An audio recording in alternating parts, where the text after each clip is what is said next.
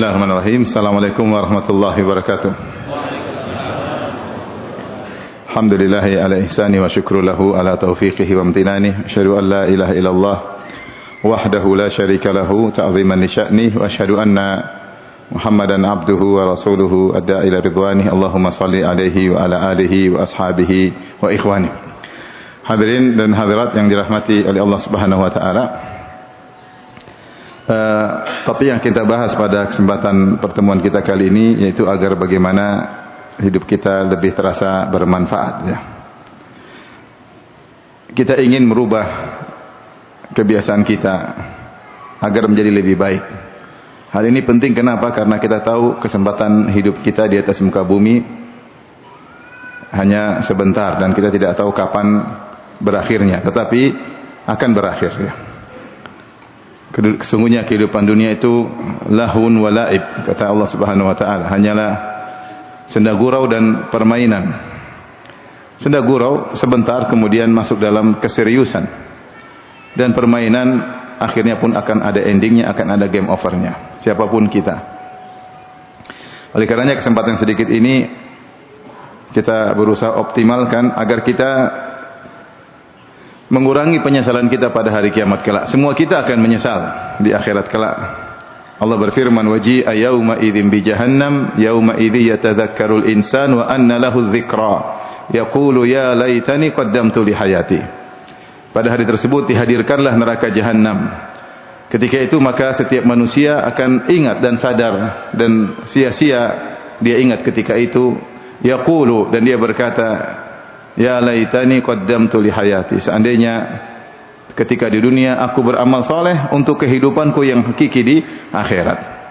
Al-Imam Ibnu Katsir dalam tafsirnya menyebutkan ini adalah bentuk penyesalan. Orang-orang kafir mereka menyesal kenapa mereka kafir. Para pendosa mereka menyesal kenapa mereka tenggelam dalam dosa. Demikian juga orang-orang beriman mereka menyesal kenapa mereka dahulu kurang amal solehnya, kurang ketakwaannya, kurang berbaktinya kepada orang tua, kurang salat malamnya, kurang baca Qur'annya, kurang sedekahnya, ya. Maka saya katakan semua kita akan menyesal. Oleh karenanya kalau kita lebih optimal dalam hidup kita yang singkat ini akan mengurangi penyesalan kita di hari akhirat kelak. Sungguh indah perkataan Abul Atahiyah menjelaskan tentang orang yang sudah tua kemudian melalaikan masa mudanya. Dia berkata dalam syairnya, ya wa ya laita syababa ya'udu yawman li ukhbirahu bima fa'ala al-mashibu.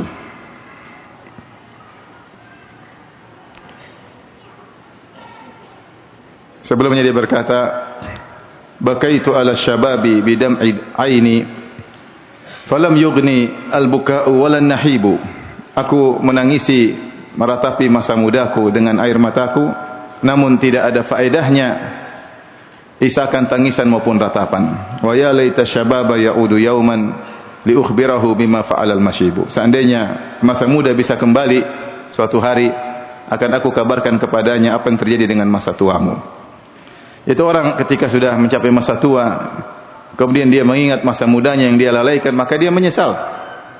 Ada seorang pernah berkata ketika berusia sekitar 80-an tahun, kemudian dia berkata, seandainya dulu ketika saya masih muda, setiap hari saya baca Quran sekian-sekian, taruhlah 1 juz setiap hari, entah sudah berapa kali khatam akan saya lakukan.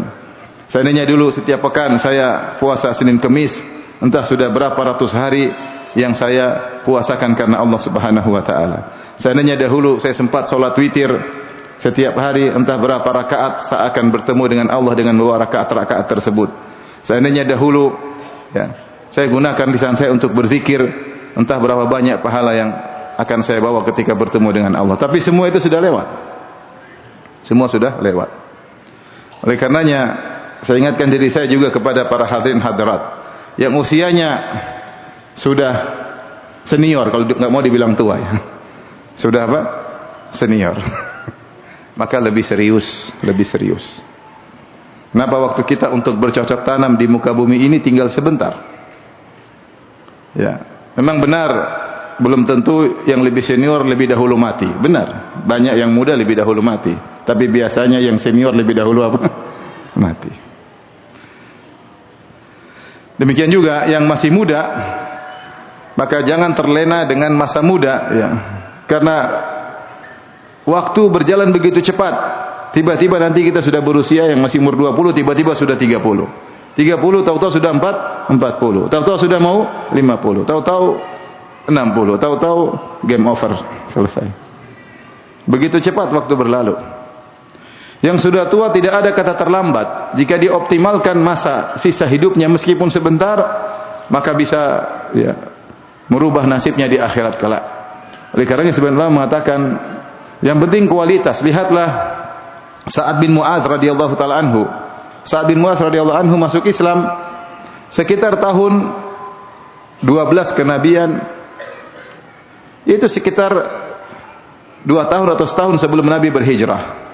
Kemudian beliau wafat pada tahun 5 Hijriah dalam perang Khandaq. Yaitu usia Islam beliau sekitar 6 tahun.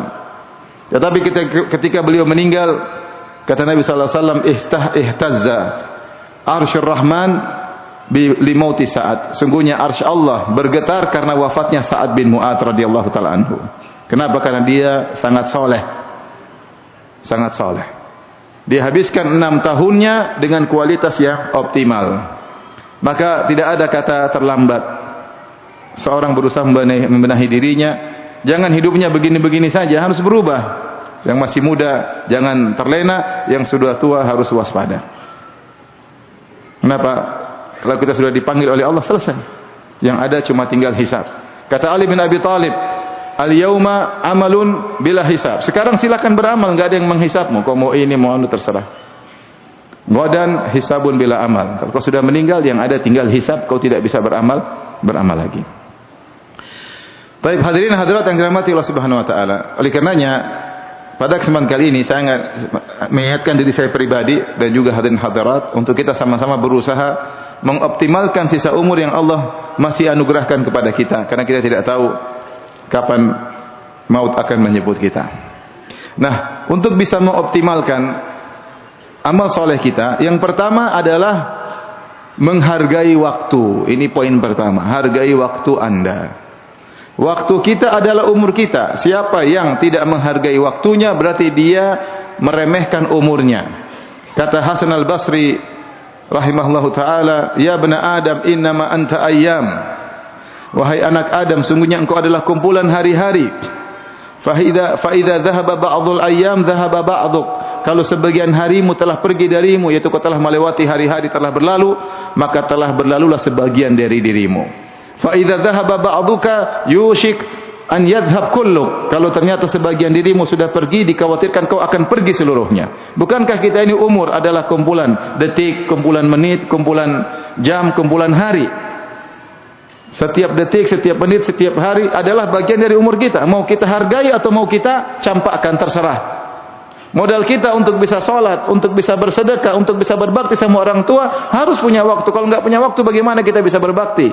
Bagaimana kita bisa baca Quran? Bagaimana kita bisa baca kitab-kitab para ulama? Bagaimana kita bisa sholat malam? Nggak bisa.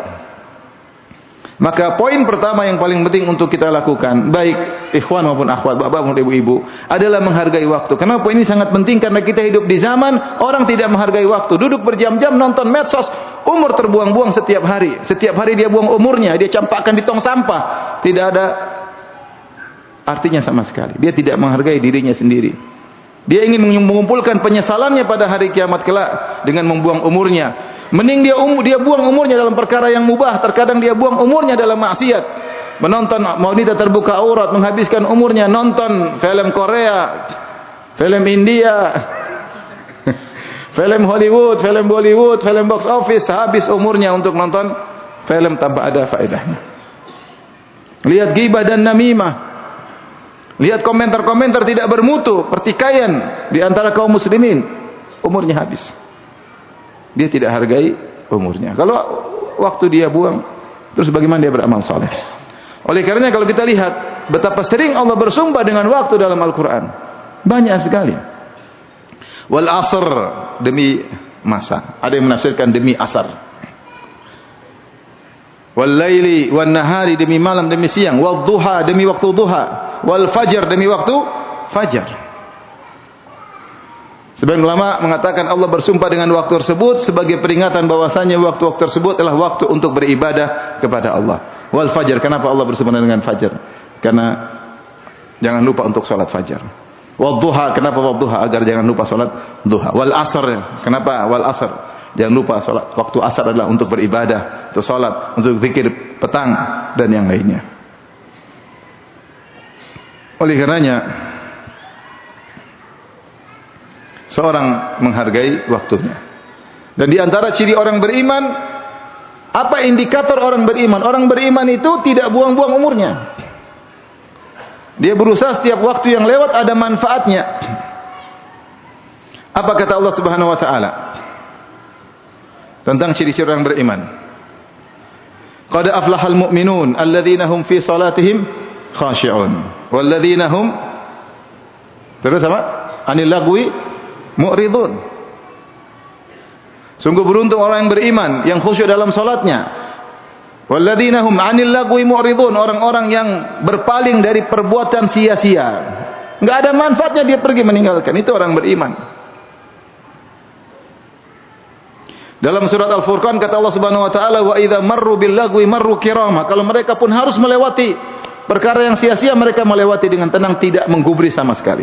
Kebetulan lagi lewat atau ada dangdutan, jangan mampir. Lewat. Kiraman, murur kiram, lewat aja, cuek aja. Enggak usah mampir, kepalanya ikut goyang, jangan. Sia-sia lihat cewek goyang-goyang, bahenol, goyang sini, goyang sana. Ikhtilat laki-laki perempuan. Jangan mampir.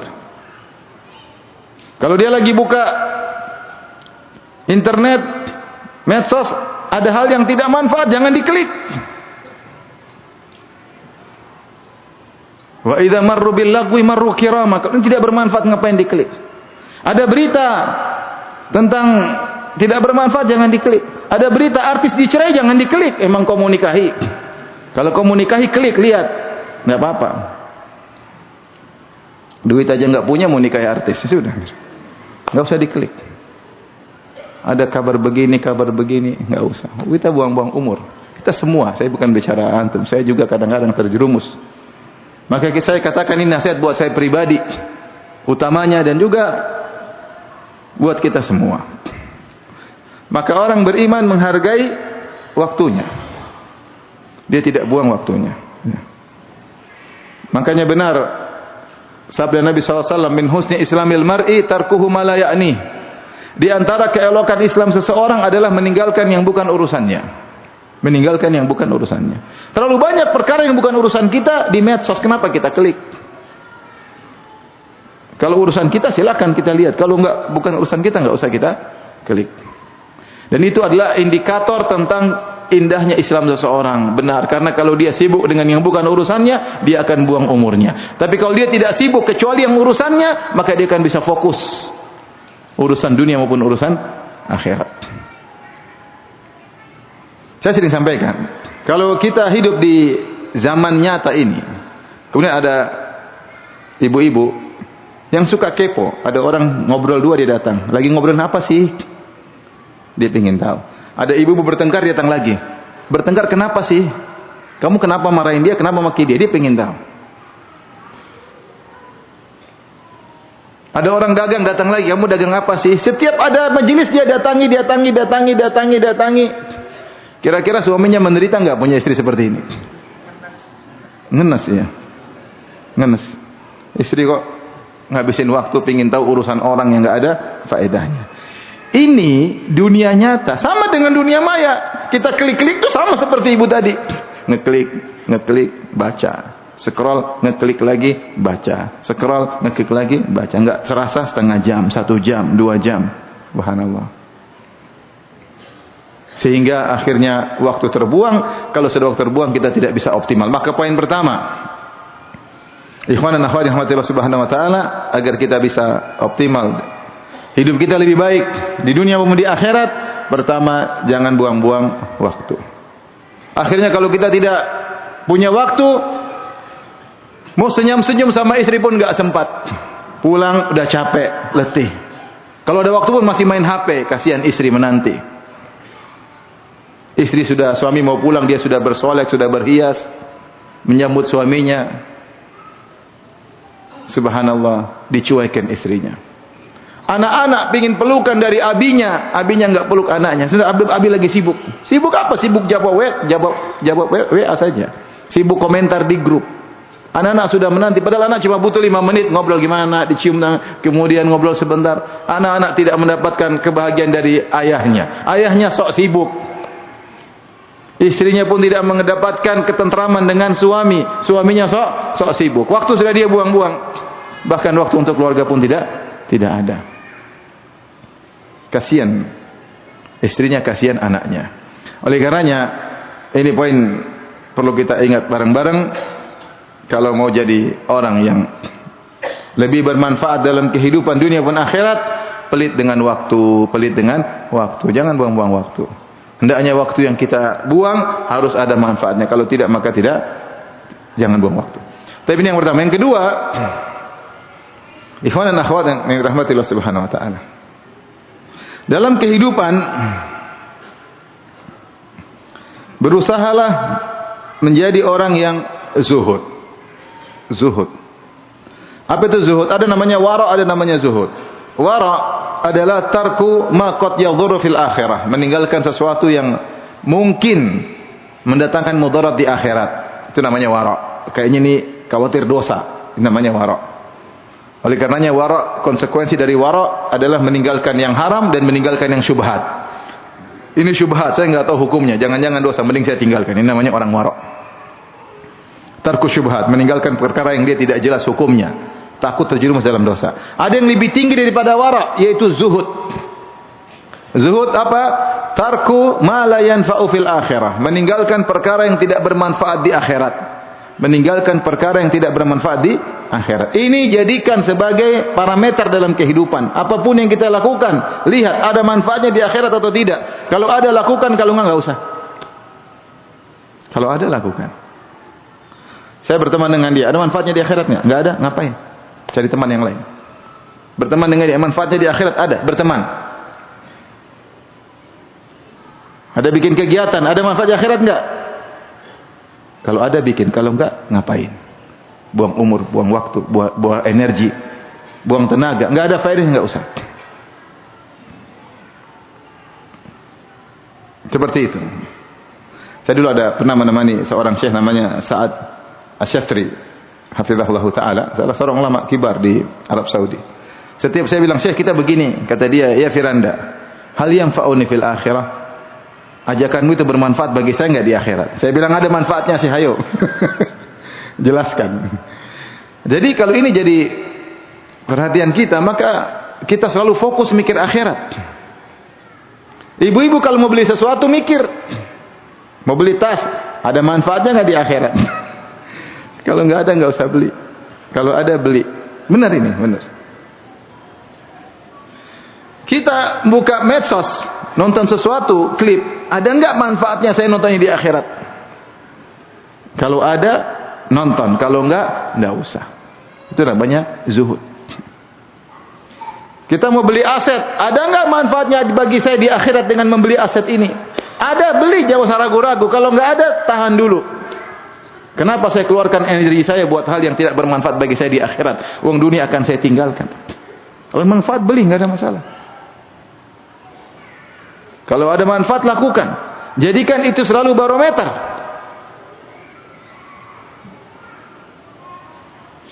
Sehingga setiap kita mau melakukan, kita tanya pada diri kita, siap dihisab atau tidak? Kalau siap dihisab, lakukan. Kalau enggak usah. Ini yang kata Umar, hasibu anfusakum qabla an tuhasabu. Hisablah diri kalian sebelum kalian dihisab pada hari kiamat kelak. Istri saya pernah bilang, "Abi, belikan tas." Saya bilang sama istri saya, "Kamu siap dihisab?" Abi itu. Maksudnya jangan beli. Kamu siap dihisab? Kalau siap Abi belikan, kalau enggak usah. Dengar bapak-bapak, begitu caranya ya. Mau beli sesuatu tanya, siap dihisab? Kalau dia bilang siap dihisab, gimana jawabannya? Kamu siap dihisap, Abi nggak siap dihisap. Jadi nggak jadi beli. Masalahnya kita yang kasih duit, dia siap, kita nggak siap. Nanti kan Allah juga tanya, kenapa kau kasih duit untuk beli itu? Jadi selalu punya kaidah. Bermanfaat bagi saya nggak di akhirat. Kalau bermanfaat lakukan, kalau nggak usah. Bikin rumah, bikin kolam renang, oh ya bikin. Siap, ada manfaatnya, ada. Buat apa? Ponakan-ponakan kalau datang main-main sini kumpul lebaran, oke, bikin, enggak apa-apa, ada faedahnya. Kalau enggak ada faedah, cuma hiasan rumah, enggak ada faedahnya, ngapain? Ngapain? Enggak ada faedahnya. Hanya buang duit untuk maintenance setiap bulan sekian dan sekian, buat apa? Kalau ada faedahnya, lakukan, kalau enggak, jangan. Manfaat untuk nyambung silaturahmi, menyenangkan ponakan-ponakan, menyenangkan anak-anak, silahkan. Jadi ini diantara agar hidup kita optimal, maka kita selalu ketika melakukan kegiatan kita bertanya pada diri kita, apakah bermanfaat bagimu di akhirat atau tidak? Kalau tidak, tidak usah. Kita juga bertanya, siapkah kamu dihisap? Kalau siap lakukan, kalau enggak usah. Benar ini, kalau siap dihisap lakukan. Antum duduk, saya mohon maaf, antum duduk nonton film Korea, taruhlah nonton film Korea. Kalau film Korea biasanya berapa jam sekali? Satu episode berapa jam? Jangan pura-pura nggak tahu. Ibu-ibu yang tahu film Korea berapa? Satu episode taruhlah 30 menit, taruhlah 50 menit, 1 jam. Antum duduk 50 menit nonton itu, siap nggak dihisap? 50 menit itu lama loh. Kalau dibuat baca Quran luar biasa. Dibuat merenungkan tentang tadabbur alam luar biasa. Direnungkan ayat-ayat Allah untuk tafakkur, tadabbur luar biasa. Sekarang kita untuk renungkan kecantikan seorang cewek Korea atau wanita untuk merenungkan tentang ketampanan laki-laki bencong Korea. Kalau dihisap oleh Allah gimana? Siap nggak? Kalau siap nonton sampai tamat 20 episode nonton. Kalau nggak siap nggak usah. Bahkan kita nonton perkara-perkara yang mubah boleh kita nonton. Mungkin ada kegiatan olahraga, boleh nggak ada masalah. Untuk semangat kita olahraga boleh. Tapi kalau kebanyakan kita juga malu. Kebanyakan juga malu. Apakah kita ridha ketika dibuka pada hari kiamat, dibuka catatan amal, isinya kita nonton seluruh pertandingan bola yang ada terjadi. Liga ini, liga anu, liga ini, liga anu, liga ini, liga anu. Kita nonton semua. Dibuka catatan amal, isinya liga ini, liga anu. Ini apa namanya? Babak penyisihan, babak final, semifinal, kemudian ini pemainnya. Apakah kita ridha kalau dibuka catatan amal isinya semua pertandingan bola? Kalau ridha lakukan. Bukannya tidak boleh, boleh tapi jangan berlebihan.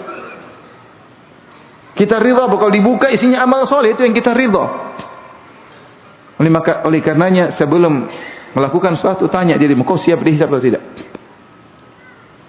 Ada orang ajak bisnis. Ragu-ragu hukumnya. Siap dihisap? Kalau enggak usah. Enggak usah.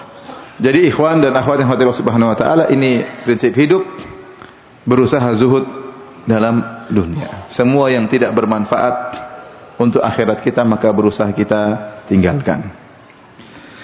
Baik, di antara agar kita bisa mengoptimalkan kehidupan kita, semua kegiatan duniawi hendaknya kita amalkan, kita niatkan untuk akhirat. Semua kegiatan duniawi kita niatkan untuk akhirat. Satu hari Mu'adz bin Jabal radhiyallahu anhu dan Abu Musa al-Asy'ari pergi ke Yaman. Mereka diutus oleh Nabi sallallahu alaihi wasallam. Kemudian mereka sampai Yaman, mereka berpisah. Satu di sisi lain, satu di lain untuk berdakwah. Maka Mu'adz bin Jabal bertanya kepada Abu Musa al-Asy'ari, bagaimana kau dengan Al-Quran? Maka Abu Musa al-Asy'ari mengatakan, saya baca Quran, duduk, berdiri di atas kendaraan, terus baca Quran. Apa kata Mu'adz bin Jabal? Ini orang yang faqih, yang a'lamu an-nasi bil halal wal haram, yang paling ngerti tentang halal dan haram. Dia berkata, adapun aku, maka aku baca dan aku tidur. Aku baca dan aku istirahat. Ya. Wa inni ahtasibu naumati kama ahtasibu qaumati. Dan aku berharap dapat pahala dengan tidurku sebagaimana aku dapat pahala ketika salat malam. Jadi Mu'adz ingin mengatakan, Saya ketika sholat malam saya berharap dapat pahala. Ketika saya tidur pun saya berharap dapat pahala. Kenapa? Karena tidur saya supaya bisa kuat sholat malam. Maka seorang kalau melakukan perkara duniawi, niatnya untuk akhirat, perkara duniawi tadi bernilai pahala. Siapa di antara kita kalau mau tidur, dia pingin tidur cepat supaya bisa sholat malam. Ketika dia pingin tidur cepat supaya bisa sholat malam, tidurnya meskipun ngorok dapat pahala. Beneran. Kenapa? Karena dia tidur untuk sholat malam. Tapi kalau dia tidur aja, apalagi habis nonton film Korea sampai ketiduran, mana dapat pahala? Enggak ada. Dia tidur, dia istirahat dari maksiat. Oleh karenanya kaidah mengatakan dalam hadis Nabi SAW, la ujra illa an hisbah. Tidak ada pahala kecuali dengan ihtisab. Kecuali dengan apa? Ihtisab, yaitu berharap. Berharap pahala dari Allah Subhanahu wa taala. Seperti sabda Nabi SAW, man shoma ramadhana imanan wa ihtisaban. Siapa yang puasa Ramadan karena beriman, ini adalah perintah dari Allah, wa ihtisaban, dan mengharap apa? Pahala. Dan ini bukan berlaku saja kepada perkara akhirat, perkara duniawi. Kalau tidak ada niat, maka tidak ada pahala. Contoh, Nabi SAW bersabda, lasta tunfiqu nafaqatan tabtaghi biha wajha Allah illa ujirta 'alaiha hatta luqmatal lati taj'alu fi imra'atik. Ini sangat penting, perhatikan, karena kehidupan kita ini kebanyakannya duniawi. Kalau tidak ada niat itu duniawi semata, enggak dosa tapi enggak ada juga pahala. Maka ini penting, hadirkan niat. Ini peran niat luar biasa. Kata Nabi SAW, lasta tunfiqu nafaqatan tabtaghi biha wajha Allah. Tidaklah engkau menginfakkan sesuatu apapun, kau berharap wajah Allah, itu ikhlas karena mencari wajah Allah, ihtisab. Illa ujirta 'alaiha, kecuali kau dapat pahala. Hatta luqmatal lati taj'alu fi imra'atik, sampai suapan yang kau suapkan ke mulut istrimu. Dan kita tahu ketika seorang suami sedang menyuap istrinya, sedang mesra-mesranya. Enggak mungkin seorang suami suap istrinya kalau tidak lagi marahan, enggak mungkin. Saya tanya sama antum, kapan terakhir suap istri? Bapak, terakhir suap istri kapan? Hah? Sudah lama sekali ya? Sudah lama sekali. Biasanya ketika masih bulan madu. Akhir-akhir bulan bawang, sudah enggak ada lagi. Maksud saya, ketika seorang suami sedang menyuap istrinya, mereka lagi bermesra-mesraan, lagi bercanda-canda, itu pun dapat pahala, tapi syaratnya tabtaghi biha wajah Allah, harus mencari wajah Allah. Saya begini karena Allah, menyenangkan istri karena siapa? Allah. Kalau sekedar menyenangkan istri tanpa ada niat karena Allah, enggak ada pahala, duniawi murni. Kata Nabi SAW, engkau menginfakkan kepada keluargamu. Rajulun yunfiqu ala ahli wa huwa yahtasibuhu. Dia berinfak kepada keluarganya sambil ihtisab, maka itu sedekah baginya. Harus ada ihtisab, berharap ganjaran dari Allah Subhanahu wa taala. Ini kaidah umum. Maka mulai sekarang kita perhatikan niat kita. Kita yang bekerja, bapak-bapak, keluar dari pagi hari, keluar cari nafkah dari jam 8 pulang sampai jam 4 sore. Niat, ya Allah, saya keluar karena mencari nafkah untuk anak istri, karena engkau perintahkan kewajiban saya adalah menafkahi anak istri. Dapat pahala enggak? Dapat. Mau tidur, niatkan saya ingin tidur cepat supaya saya bisa tidak terlambat sholat subuh. Dapat pahala enggak? Dapat. Semua. Kalau tidak ada niat maka tidak ada pahala. Ibu-ibu ikut fitness supaya menundukkan pandangan suami karena membantu suami untuk bertakwa kepada Allah. Dapat pahala enggak? Dapat. Kalau sekedar fitness untuk sehat-sehat saja tanpa ada niat untuk karena Allah, maka duniawi murni. Kita olahraga, main tenis meja kek, main bola kek, jalan kaki kek, lari pagi kek, niat karena Allah supaya saya kuat untuk beribadah, supaya saya kuat untuk umrah, supaya saya kuat untuk hajian, supaya saya kuat untuk ke masjid. Dapat pahala enggak? Dapat. Tapi kalau enggak ada niat, enggak ada. Ini penting. Karena saya katakan kehidupan kita kebanyakannya duniawi. Kalau tidak kita niatkan karena Allah, maka dunia semata. Dan ada keberkahan kalau kita niatkan karena Allah, kita takut untuk maksiat. Misalnya saya berniat bekerja karena Allah, untuk menafkahi anak istri. Ketika ada muamalah transaksi yang syubhat atau haram, saya enggak berani karena saya ini karena Allah. Bagaimana saya karena Allah kemudian saya melakukan yang haram? Enggak jadi. Ketika saya bekerja di kantor, kemudian ketemu perempuan yang bukan, tidak halal bagi saya, kemudian saya mau candai, mau saya rayu-rayu, enggak boleh, ini bukan istri saya. Saya kerja karena Allah, enggak jadi. Ada keberkahan kalau kita niat karena Allah Subhanahu wa taala. Jadi ikhwan dan akhwat yang Allah Subhanahu wa taala, ibu-ibu terutama kegiatan di rumah, ngurus anak, ngurus suami, ya. Ini semua niatkan karena Allah. Bersih-bersih rumah, siapkan pakaian untuk anak-anak, niatkan untuk mendidik generasi terbaik untuk kaum muslimin. Dapat pahala? Dapat pahala. Sehingga kehidupan kita berkah karena Allah Subhanahu wa taala. Baik, kita lanjutkan. Di antara agar kehidupan kita optimal, menggunakan seluruh nikmat yang Allah berikan kepada kita untuk akhirat kita. Allah berikan kita banyak kenikmatan. Ada yang diberi kecerdasan, gunakan kecerdasanmu untuk akhiratmu. Ada yang diberi harta, gunakanlah hartamu untuk akhiratmu. Ada yang diberi jabatan, gunakanlah jabatanmu untuk akhiratmu. Qarun ketika diberikan harta yang banyak, dinasihati oleh orang-orang beriman. Mereka berkata kepada Qarun, wabtaghi fima ataakallahu daral akhirata wa la tansa nasibaka minad dunya. Gunakanlah apa yang Allah berikan kepadamu untuk cari akhirat. Itu harta yang Allah berikan, itu manfaat untuk cari akhirat. Makanya ketika Amr bin As radhiyallahu anhu baru masuk Islam, kemudian Rasulullah SAW panggil dia untuk menjadi Amirul Mujahidin. Kata Nabi, wahai Amr bin As, saya ingin kau jadi pemimpin pasukan, komandan, supaya kau dapat ghanimah. Kata Amr bin As, ya Rasulullah, saya perang bukan untuk cari ghanimah, untuk mendapatkan mati syahid.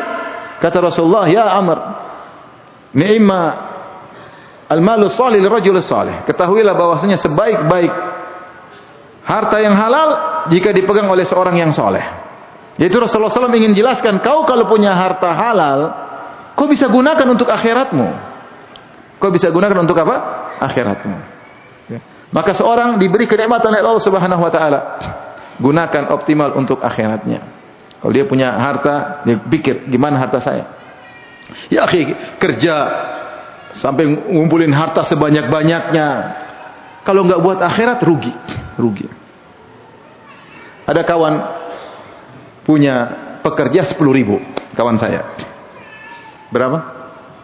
Berapa pekerjanya? 10.000. Banyak apa sedikit? Maka dia ditanya oleh seorang syekh, saya terjemahkan, niatkan kau menafkahi 10.000 tersebut dengan memberi gaji kepada mereka, sehingga menafkahi berapa? 10.000 itu kepala keluarga. Setiap orang punya apa? Anak dan istri. Berarti berapa orang yang dia ayomi? 10.000 kalau enggak paling kali berapa itu? Anak satu, istri satu, berarti sudah kali 3, sudah 30.000. Bagaimana kalau istri satu, anak 4? Berarti kali 6, ya enggak? Dia, istrinya, anaknya 4, berarti 6 orang. Berarti dia ngayomi berapa ribu? 60.000. Gimana kalau istrinya 2, anaknya 8? Tambah banyak lagi, hitung aja sendiri. Maksud saya, dia niat, dia gunakan kekuatan dia, harta kemampuan dia untuk membuka lahan pekerjaan. Saya buka lahan pekerjaan untuk bisa menafkahi banyak orang kaum muslimin. Niat karena Allah Subhanahu wa taala. Gunakan kemampuan Anda untuk mencari akhirat.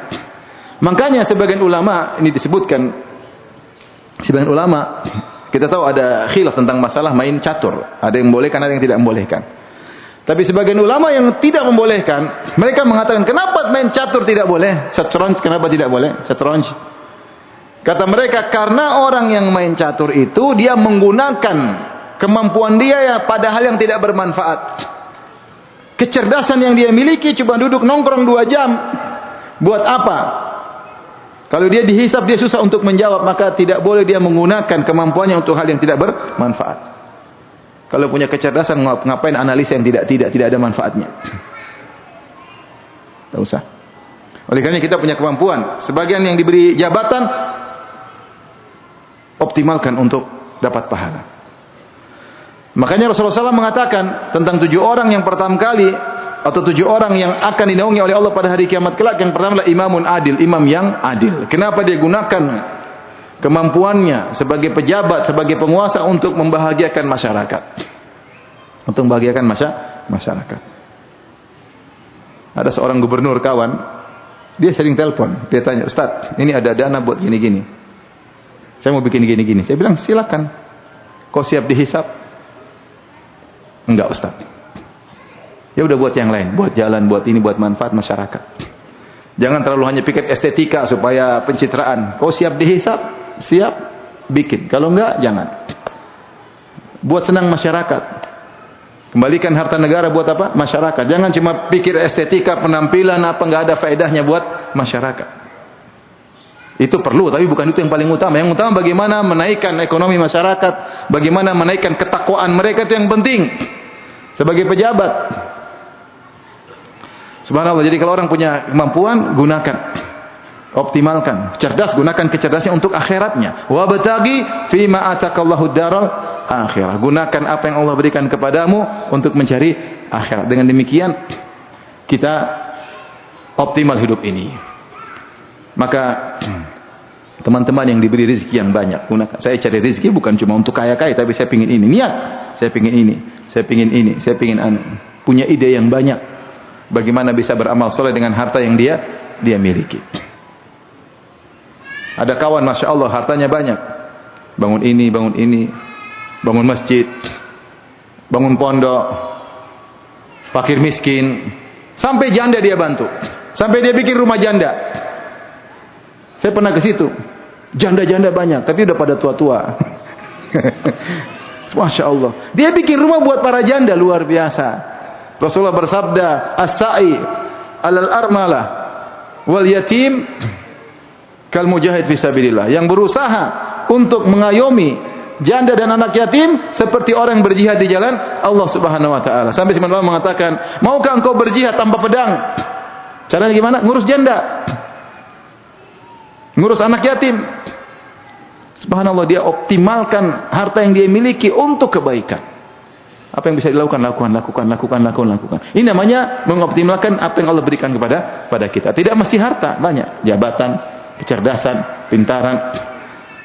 Sampai misalnya ada pelatih olahraga, niatin kau ngajar kaum muslimin agar mereka kuat untuk bisa beribadah kepada Allah, kuat untuk bisa beramal soleh, harus tubuh sehat. Maka niatkan ketika kau melatih, gunakan kemampuanmu untuk melatih olahraga, niatkan untuk kaum muslimin. Ini penting.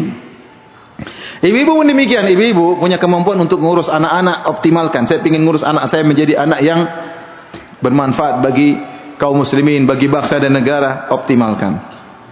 Sabar, ngurusin, beri nasihat, beri ujangan, sehingga kemampuan kita tidak terbuang begitu saja. Baik, berikutnya yang keberapa? Yang keberapa? Yang pertama tadi apa? Pelit waktu. Yang kedua? Kenapa? Zuhud. Yang ketiga? Hah? Ya, boleh, itu termasuk zuhud. Apa? Mau lakukan satu, tanya, siap dihisab atau tidak? Yang keempat, yang tadi apa? Gunakan apa yang Allah berikan untuk akhirat apa?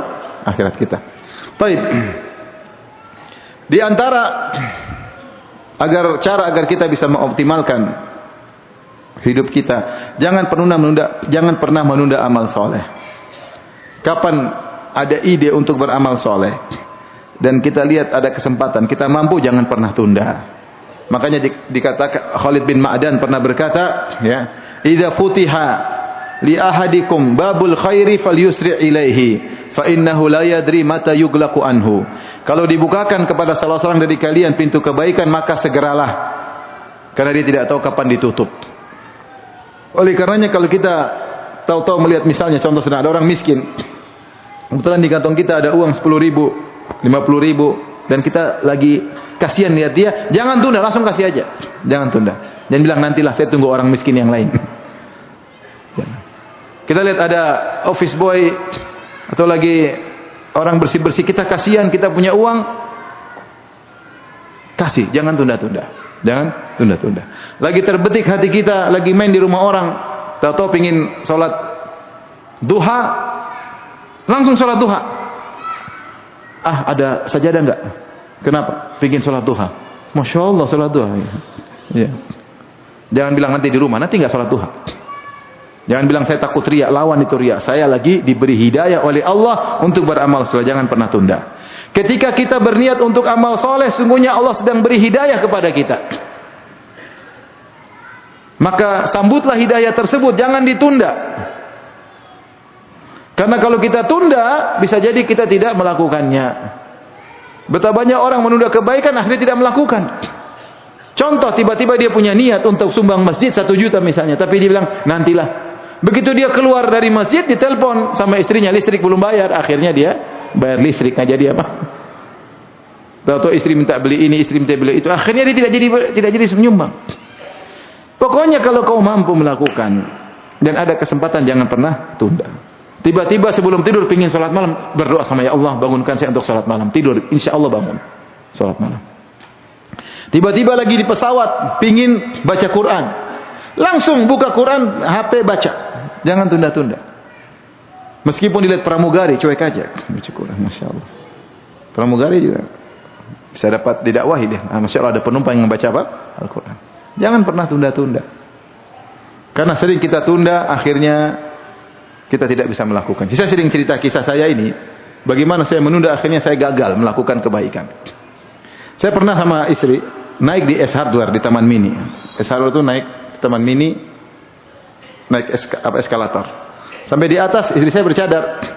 Sampai di atas, kemudian ada seorang pelayan di situ, perhatian sekali sama istri saya. Dia perhatian, istri saya mau begini, dia perhatian sekali. Karena kita dapati terkadang orang bercadar dicuekin, dianggap nggak punya duit kadang-kadang. Sampai kemarin ada yang subhanallah ke dokter, salah seorang dokter, kemudian dia bercadar, kemudian ditanya, saya lagi sakit ini, kata dia, kamu bisa bayar? Subhanallah, pertanyaan gitu. Dianggap, ya mungkin saudara-saudari kita banyak yang tidak punya uang, tapi tidak boleh begitulah ya. Subhanallah, istri saya ketika saya lihat dia dilayani benar, maka saya tiba-tiba ingin kasih orang itu uang. Itu perempuan yang lain istri saya. Karena saya senang istri saya dilayani. Ya mbak, ini mbak, meskipun istri saya nggak jadi beli, tapi dilayani dengan baik. Maka saya mau kasih duit waktu itu. Ketika saya mau kasih, saya takut istri saya cemburu. Akhirnya saya tahan, nggak jadi. Akhirnya saya turun sama istri saya. Ketika turun sampai bawah, saya bilang, sayang saya mau ke atas sebentar, ada keperluan. Saya naik lagi. Saya mau kasih orang itu. Saya bingung. Ternyata cantik semua tadi, yang mana saya lupa. Mau kasih semua duit nggak cukup. Ini contoh. Maksud saya ketika kita tunda lewat. Harusnya saya bilang, sayang itu kasih itu perempuan. Dia tadi baik sama kamu. Insya Allah istri saya terima. Cuma tadi ketika ada kebaikan kita tunda, tidak terjadi. Maka kalau kita tahu hidup kita cuma sebentar, jangan pernah nunda apa? Kebaikan. Apa kata Ibnu Umar? Idza asbahta fala tantaziril masa. Kalau kau sudah di pagi hari dan kau punya kegiatan amal saleh, jangan tunda sore hari, jangan. Wa idza amsayta fala tantaziris sabah. Kalau kau sudah di waktu sore hari punya kegiatan amal saleh, jangan pernah tunda sampai pagi hari. Sudah, yang kau sekarang lakukan. Jadi hidupmu optimal. Lebih bermakna di sisi Allah Subhanahu wa taala. Baik. Berikutnya,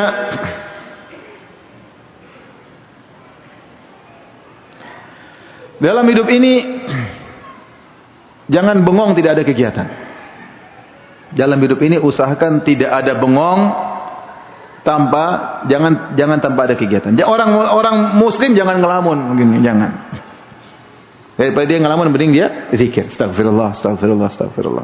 Alhamdulillah. Jangan dia bingung. Pelongak-pelongo. Apa ya? Pelongak-pelongo ya bahasa Jawa ya? Pelongak. 1 jam pelongak-pelongo ngapain? Apa kata Umar bin Khattab radhiyallahu anhu? Inilah akrahu an ara ahadakum sabahlala. Saya sungguh benci melihat salah seorang dari kalian enggak ada kegiatan. Yaitu kosong, enggak ada kegiatan. La fi amalid dunya wala fi amil akhirat. Tidak ada kegiatan dalam kegiatan duniawi maupun kegiatan akhirat.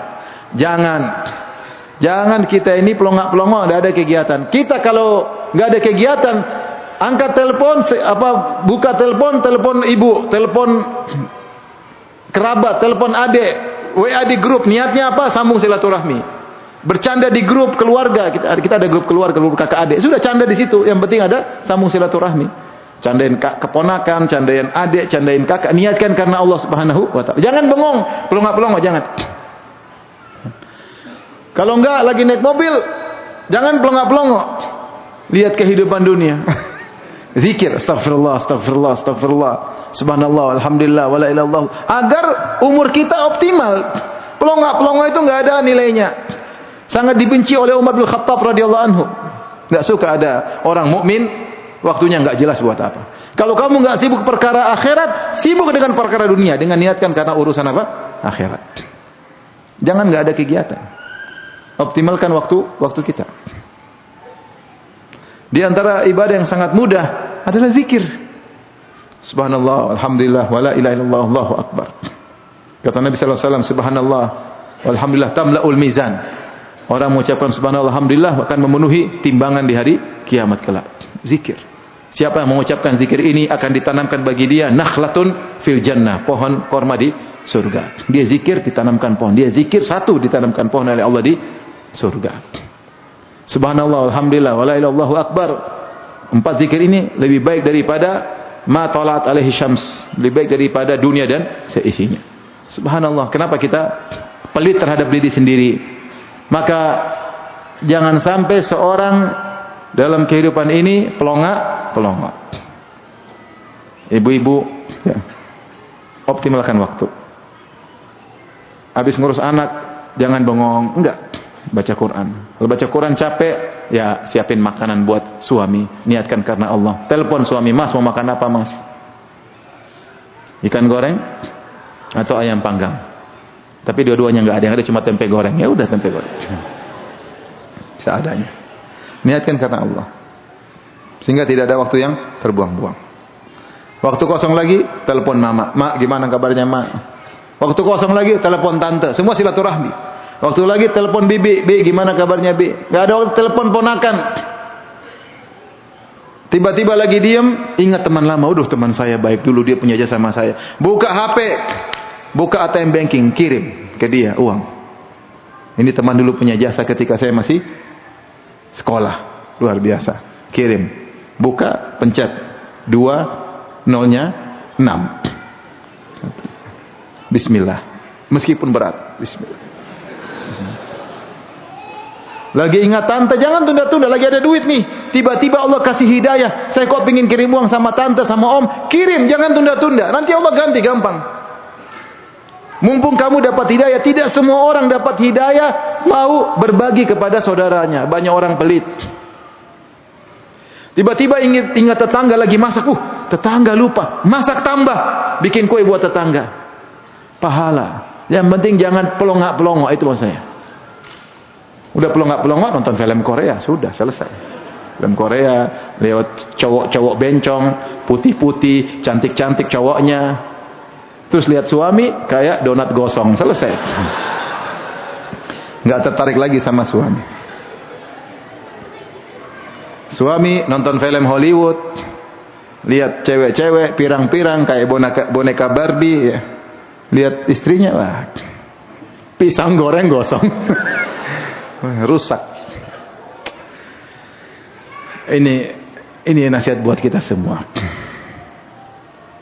Sehingga hidup kita bermakna. Taib, di antara perkara yang penting yang berikutnya, agar hidup kita bermakna. Raihlah kebahagiaan, dan kebahagiaan paling utama adalah tidak bermaksiat. Ketahuilah semua maksiat menghilangkan kebahagiaan. Semua orang maksiat pasti sengsara, pasti sengsara. Allah berfirman, "Wa man a'rada an dzikri fa inna lahu ma'isyatan dhanka." Siapa yang berpaling dari peringatanku, maka dia mendapatkan kehidupan yang sempit, sesak dadanya. Meskipun dia dapat kelezatan, dalam kelezatan tersebut dia sengsara. Saya contohkan. Tadi, seorang laki-laki nonton film Korea, lihat cewek-cewek film Korea. Lezat dia lihat cewek cantik. Siapa sih tidak lezat lihat cewek cantik? Siapa sih tidak suka lihat cewek cantik? Kecuali kalau nggak normal. Kalau normal pasti suka lihat cewek cantik. Begitu dia lihat 5 menit, setengah jam, semua terbias dalam hatinya. Lihat istrinya, sudah nggak minat. Dia dapat kelezatan sebentar, dia membuang kenikmatan yang tadinya lezat sama istrinya, berhasrat sama istrinya, puas dengan istrinya, hilang semua. Kenapa? Karena maksiat. Selesai. Candu akhirnya, candu. Apalagi sampai kemudian nonton film yang enggak. Nonton film wanita terbuka, berzina dia tonton. Sudah istrinya dia enggak ada nilainya sama sekali. maka dia terjerumus dalam khayalan, ekspektasi yang tidak pernah dia dapatkan, sehingga kelezatan yang dia rasakan hilang ketika itu. Orang maksiat pasti sengsara.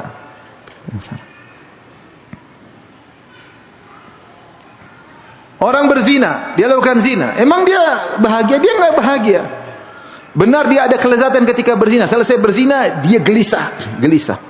Makanya syaitan bersumpah di hadapan Allah, "Fabima aghwaytani, ya Rabbi, bima aghwaytani la uzayyinana lahum fil ardi." Sungguh aku akan menghiasi maksiat bagi mereka di atas muka bumi. Setan hiasi. Di antara tafsiran disebutkan Ibnu Katsir, "Sa'uz'ijuhum iz'ajan." Saya buat mereka menjadi gelisah kalau tidak bermaksiat. Gelisah. Kalau sudah biasa nonton film Korea, tidak nonton, gelisah. Sehari tidak nonton, gelisah. Kalau sudah biasa berzina, tidak berzina, gelisah.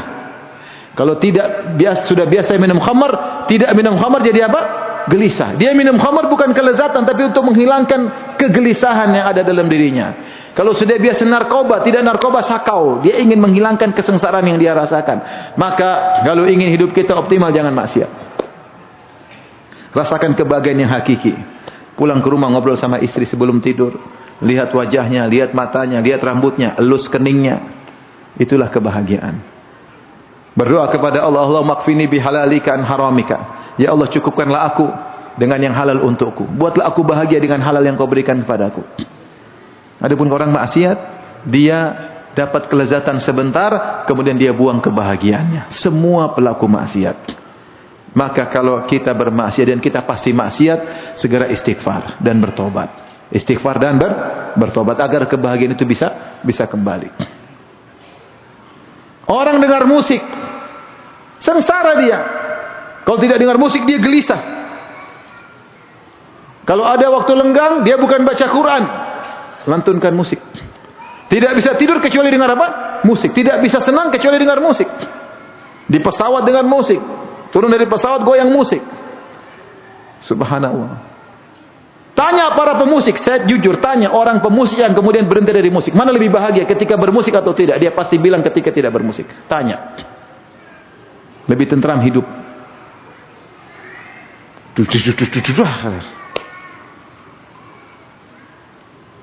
Makanya banyak pemusik yang akhirnya tidak bahagia. Ada di antara mereka bunuh diri, ada di antara mereka mencari kebahagiaan narkoba dengan berzina, rumah tangga hancur. Banyak di antara mereka seperti itu. Jadi berusaha dalam hidup ini meninggalkan maksiat. Kalau terjerumus segera bertobat kepada Allah Subhanahu wa taala. Baik. Sekarang ini saya akan sampaikan beberapa amalan-amalan yang untuk menyamankan kita dalam muamalah agar hidup kita bisa optimal. Bermuamalah di antara manusia. Dan ini tentu akan bermanfaat bagi kita di dunia maupun di akhirat. Yang pertama, ikhwan dan akhwat yang dirahmati Allah Subhanahu wa taala. Dalam hidup ini khudhil afwa. Khudhil afwa. Jangan terlalu ekspektasi pada orang lain. Terima yang bisa mereka lakukan, sisanya maafkan. Allah berfirman, khudhil afwa wa'mur bil urfi wa'rid 'anil jahilin. Bersikaplah memaafkan, yaitu khudh ma tayassara min akhlaqin nas.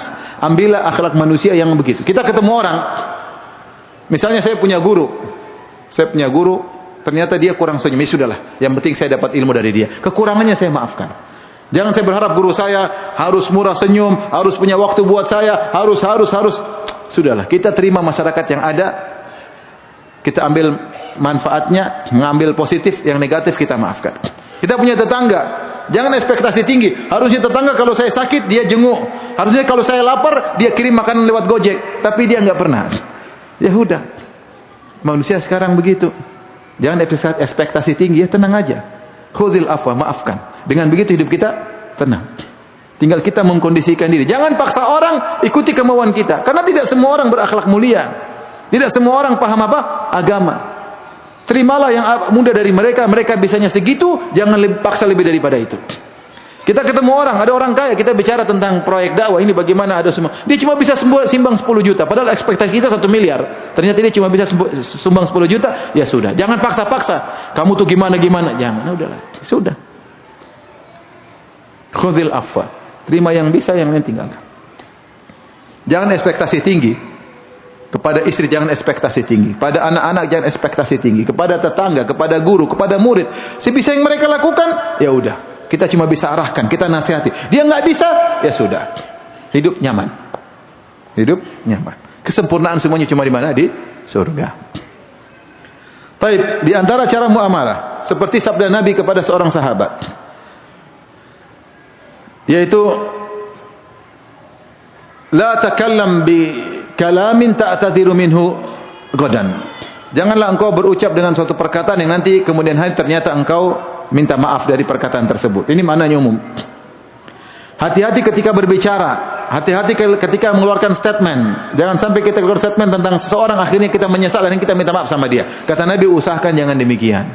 Sebelum statement mikir-mikir. Di antara makna perkataan Nabi tersebut, ya, yaitu jangan kita mengucapkan satu perkataan akhirnya kita minta maaf. Misalnya kalau kita ambil keumuman hadis Nabi ini, ada orang misalnya ngajak kita, gimana, bisa nggak engkau ikut acara kita nanti? Kalau kita nggak bisa, jangan janji sesuatu, bilang maaf saya nggak bisa. Jangan karena kita nggak enak kita bilang bisa, akhirnya dia kejar kita terus, akhirnya kita yang susah. Kalau kamu dari awal nggak bisa, jangan malu-malu bilang mohon maaf saya nggak bisa, saya nggak ada waktu. Karena kita memberi harapan palsu pada orang, akhirnya dia datang, dia berharap, kita susah sendiri akhirnya untuk minta uzur. Dalam hidup tidak usah begitu. Nggak bisa, nggak bisa.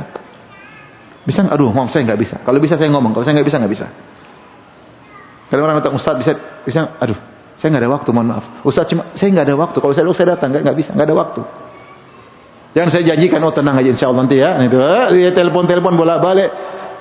Akhirnya kita bingung sendiri. Kalau istri mintakan beli emas, minta belikan emas, mas, saya mau emas, sekilo mas, nggak bisa. Jangan bilang bulan depan antum dirongrong terus sama istri, katanya bulan depan mana, katanya cinta, katanya habis deh. Kalau nggak bisa bilang dari awal apa? Tidak bisa. Agar kita tidak minta uzur di kemudian hari. Ini cara hidup. Jadi tidak buat orang berharap kepada kita, tidak beri harapan palsu sama orang. Kalau tidak mau bilang tidak mampu. Jangan paksakan diri. Karena nggak enak, akhirnya membuat kita juga tidak enak. Karena PKU bilang enggak, kita bilang iya. Ternyata kita nggak bisa. Akhirnya kita membuat diri kita tidak enak, buat orang lain tidak enak. Taib. Di antara cara dalam bermuamalah, jangan cari musuh sama seorang pun, sebisa mungkin. Tetap kita ada musuhnya. Kalau orang menyuarakan al-haq pasti ada musuhnya, tapi jangan cari musuh sebisa mungkin. Kalau antum tidak suka sama orang, tidak harus bermusuhan sama dia. Contoh dalam grup WA, ternyata ada orang suka nyindir antum. Antum tidak nyaman, nggak usah bantah. Ada saat yang tepat, kawan-kawan sekalian, ini sebentar lagi bulan Ramadan, saya minta uzur, saya mau sibuk karena saya banyak kekurangan, saya ingin baca Quran, jadi saya mohon mengundurkan diri dari grup ini. Semoga grup ini berkah. Assalamualaikum warahmatullahi wabarakatuh. Selesai. Udah, yang penting kan tidak ketemu dia lagi, selesai. Kalau tidak cocok tidak harus bertengkar, maksud saya. Antum dalam suatu kongsi kerjasama, ternyata tidak cocok, keluar aja tapi nggak usah ribut. Hidup ini kalau tidak bisa tidak ribut, jangan bikin keributan. Jangan kita mengutarakan satu perkataan yang kita ribut selama-lamanya sama dia. Kalau bisa menghindar tanpa ribut, lakukan. Nah, kita dalam hidup ini terkadang kita berkongsi sama orang, terkadang kita kumpul sama orang, karena kita kerjasama, karena kita dagang sama dia, ternyata tidak cocok, ternyata kita merasa kita didolimi, ya sudah. Tidak usah ribut sama dia selama-lamanya, keluar baik-baik, selesai. Hidup nyaman. Hidup nyaman. Baik, di antara cara kita bermuamalah dalam kehidupan ini,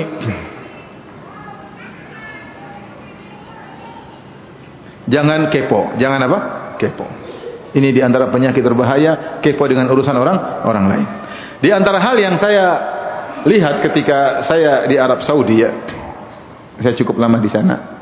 Kebiasaan teman-teman yang saya ketemui, kalau kita lagi pegang HP, dia nggak pernah mau lihat. Itu kebiasaan teman-teman saya. Saya buka HP, dia nggak pernah ngelirik ini, nggak pernah. Jadi mereka seperti sudah terbentuk dari awal tidak kepo sama urusan apa? Orang lain. Ini saya lihat masyarakatnya seperti itu. Yang teman-teman saya, nggak tahu kalau yang lain-lain. Tapi teman-teman saya, teman selama kuliah, ketemu di masjid, orang Arab tapi orang Saudi. Di antara kebiasaan mereka, ada dua kebiasaan mereka yang saya lihat, saya senang. Di antaranya, mereka kalau baca Quran di masjid mereka nggak pernah angkat suara, pelan. Tidak ingin ganggu orang lain. Itu kebiasaan mereka. Saya suka. Saya kalau baca Quran kan kebiasaan Indonesia baca keras. Ya, gitu. Karena kita kalau baca pingin orang lain dengar kadang-kadang ya. Mereka kalau baca Quran mereka tenang, pelan. Padahal mereka mungkin ahli tajwid, mungkin mereka tenang. Yang kedua, mereka tidak ingin tahu urusan apa?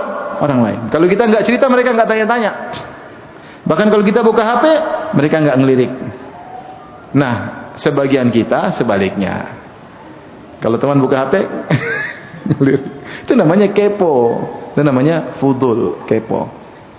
Ini adalah Islam yang buruk. Tadi sudah saya sampaikan sabda Nabi, min husni islamil mar'i tarkuhu ma la ya'ni. Di antara keelokan Islam seorang meninggalkan yang bukan urusannya.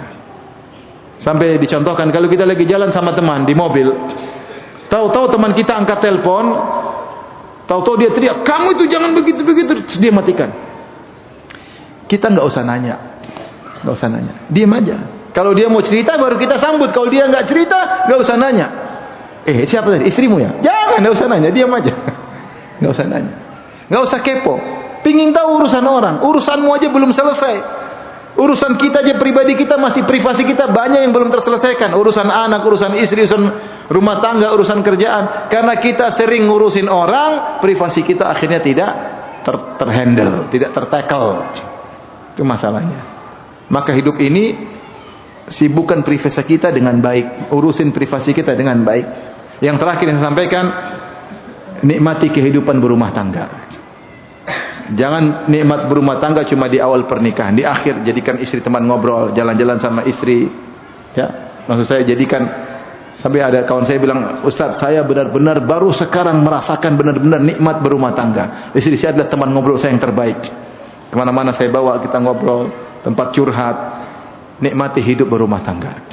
Jangan malah baru senang kalau ngobrol sama istri orang. Sebagian orang begitu. Kalau sama istri orang ngobrolnya semangat, berapi-api. Sama istri sendiri layu, tak berkutik.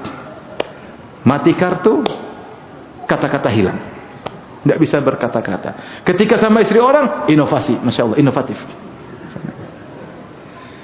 Telepon sama perempuan yang bukan mahram, semangat. Ya ukhti, masya Allah ukhti, barakallahu fiik. Sama istri sendiri, ya udah, Abi lagi sibuk.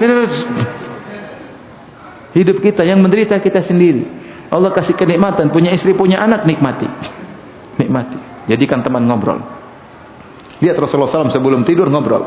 Kata Ibnu Abbas, "Bitu inda khalati Maimunata fatahaddatsan Nabi sallallahu alaihi wasallam ahli sa'atan tsumma raqada." Aku tidur di rumah bibiku Maimunah, aku dengar Nabi ngobrol sama istrinya sebelum tidur. Kemudian Nabi apa? Tidur.